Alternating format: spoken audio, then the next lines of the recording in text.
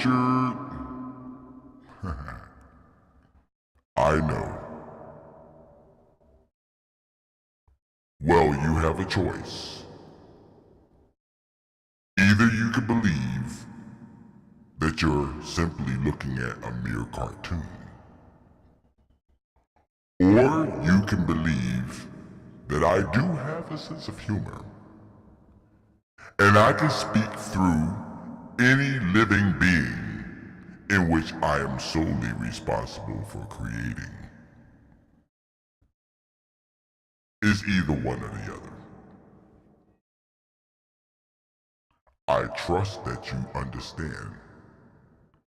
Because I am the way, I am the truth, and I am the life. And no man has access to the Father except by me. Richard, I know you heard it all before, but I have to say it. I am the first. I am the last. I am the beginning, and I'm also the end. Nothing passed by without me having something to do with it. I'm the owner of creation. And not only did I create eternity, I own it. Now, I'm not here to disturb you. I simply wanted to make a point to you. I do answer prayers. And personally, there's nothing wrong with my hearing. To be indeed with you. Before I made you, I actually knew you will be speaking to me so much. I knew this. And did you know one thing? Before I hung the stars and the moon, I knew all things. Now, although I am your heavenly Father, I am also God.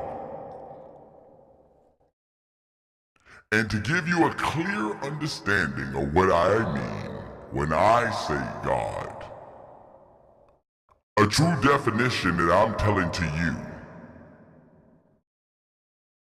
is to even fathom God, is to interpret God as one who is God.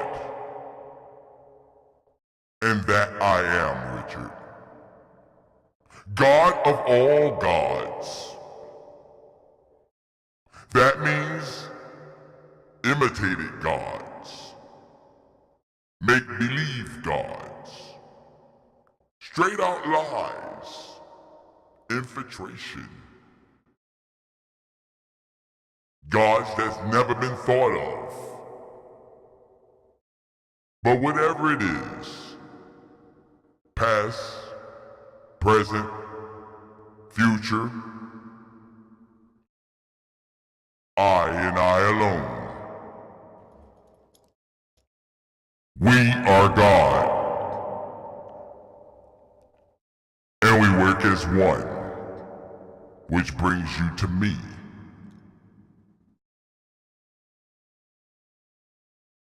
I wanted to tell you a couple of things, okay? Because I'm not trying to get you discouraged, okay?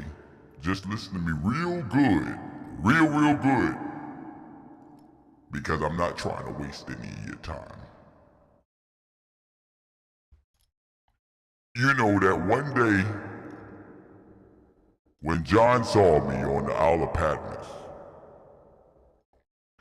he was so discouraged, and he was looking forward. And I called him and it forced him to turn around to find out what voice that he heard, even though I know he knew it was me, because my sheep knows my voice. But when he was looking forward, he was discouraged because he was looking so far up ahead that he could no longer see the church. He could no longer see all of the accomplishments that I really wanted to be done. It wasn't in a fashion to be seeable for him. He was looking ahead and he couldn't understand and comprehend where is this going. But I called him and forced him to turn around.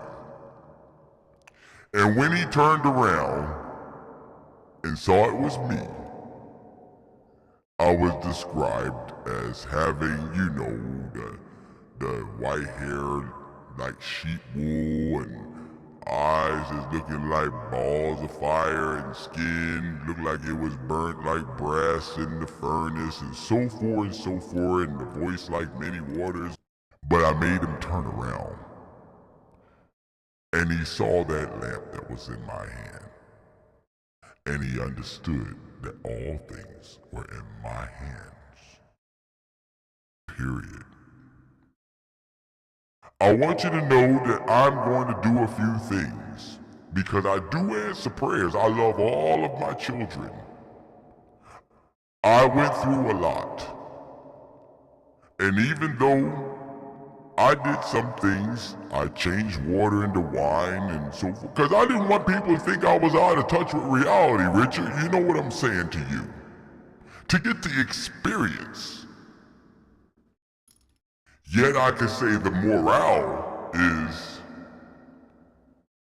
something was done that normally in the reality of humankind would be believed could not be done. So it was seen as a miracle. What I do is seen as a miracle, but the truth is I could do all things. It shouldn't be seen as a miracle. But to those who don't believe, or who believe more in the impossibility than they do of possibility, or in the truth, which I am. I promise to deliver you in 6 troubles, as told in the book of Job in the chapter 5, verse 19. I know where it is. I think about it all the time. I will deliver you in 6 troubles. And by 7, no evil will harm you. Do you still believe that I'm able, Richard? Do you still believe that I love you? Do you still believe that I have the whole world in the palm of my hand? I don't need 2 hands to hold the world, to be honest with you. Do you still believe that I am able? What is it that you believe?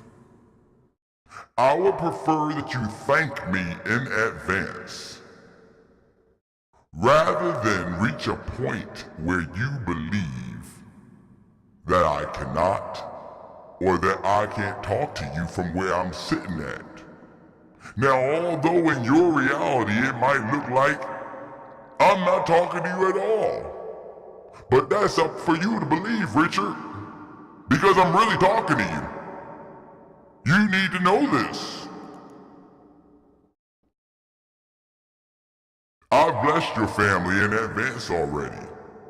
I would prefer that you thank me in advance for what I've already done, and pray that I give you the courage and the strength to humble yourself. The truth is, I love this world. I love the world you're in. I gave my life. I gave all I could give. Now some people may not see the world change, and that's simply because I change people. Because if I can't take residency inside of their heart, on the inside, Richard, then how could the whole world change, knowing that some people are never going to change? They're kind of like popcorn. You know, Richard, you ever pop popcorn?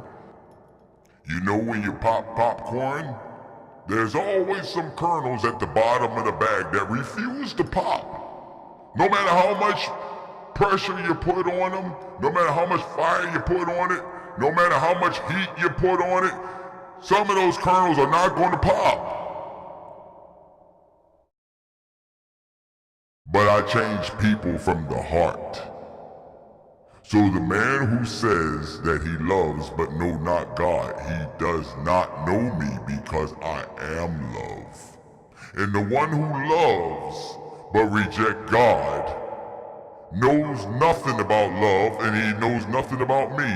So if you ever heard me say, depart from me because I know you not, because if you don't walk in love, you can't know me and I don't know you. But I don't mean no harm by that, Richard. I'm not trying to make you nervous. I just want to talk to you for a second. To let you know, I do answer prayers. Now, I authorize for you to have some real intense things, you know, some trials, some circumstances, you know, because you know I said where there's much given, much is required. Because if I put something in a person, you know, are required to come out of the person, not for them to hold on to it. Feed the world with what I put in you. If I put a lot in you, a lot is required to come out of you. So as long as you follow my word and live in it and let me be in you and you be in me, you will not really have the heavy burdens or even worry about such things, even leaders and people committing suicide. You know what I'm saying to you, Richard? Because I specifically told you, cast your cares upon me. Because my yoke is easy, Richard, and my burdens is extremely light. I love you.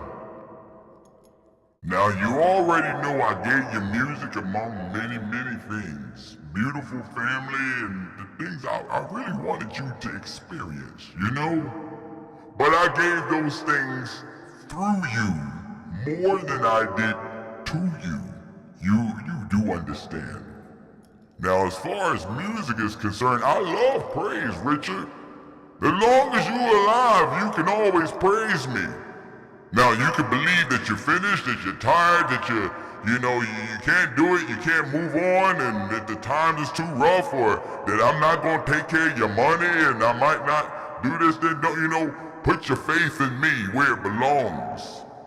You understand what I'm saying, Richard? And I'm saying this out of love. I'm not saying it to scare you or to discourage you, because I love you. I created you. But as a friendly reminder, Richard, faith is the substance of things hoped for.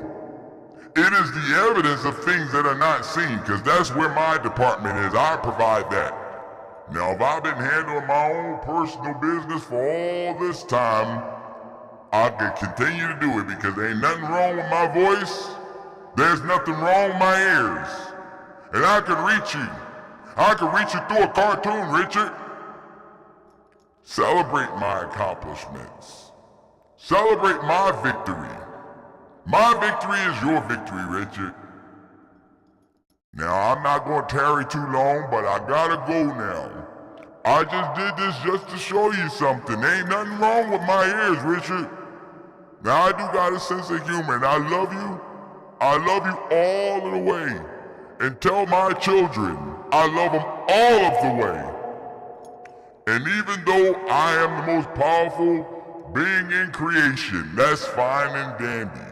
But for those who don't know me and face me as a father, will face me as God.